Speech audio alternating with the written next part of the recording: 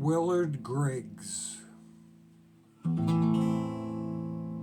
If you live in Rensselaer County, 3 names you ought to know.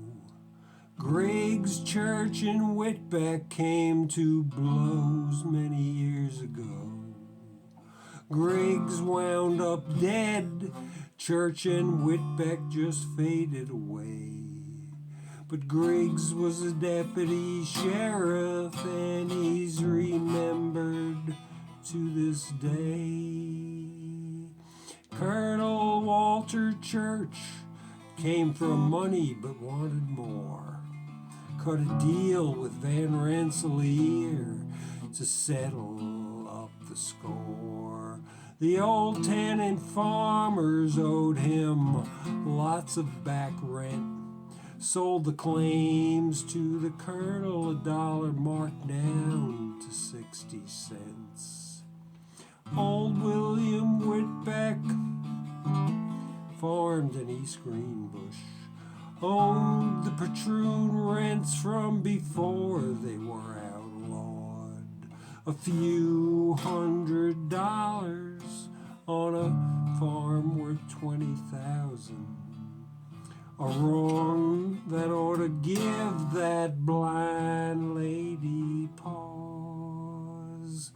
Deputy Willard Griggs ran a hotel in Sand Lake, had a side job collecting on the colonel's claims. Once Griggs was anti-rent, but something changed his mind. The lure of easy money, or he decided to walk the line.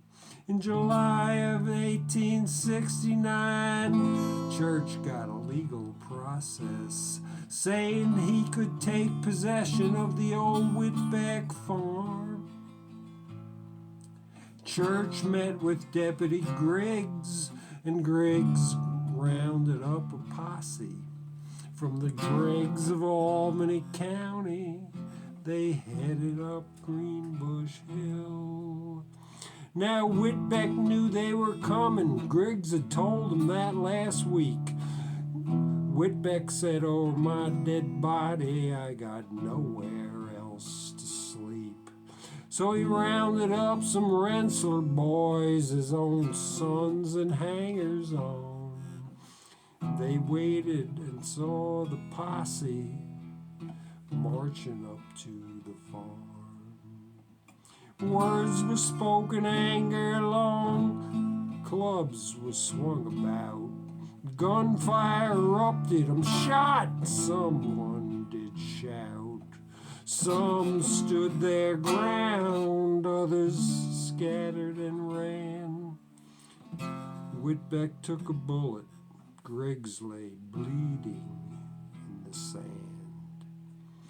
Deputy Sheriff Griggs suffered bad for 7 days.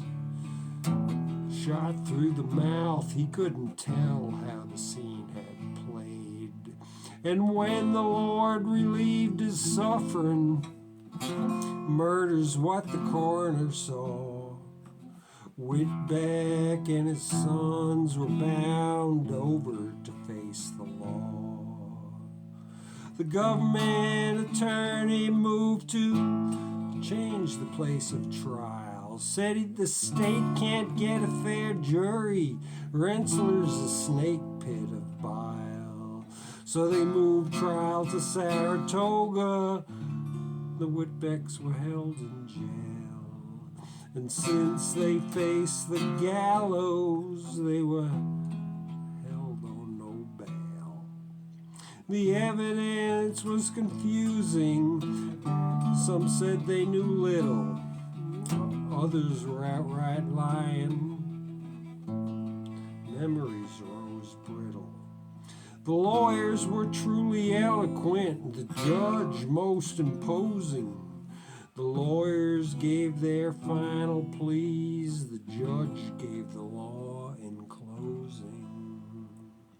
At common law back then, you could resist a bad arrest. And if the deputy didn't back right down, resist him to his death.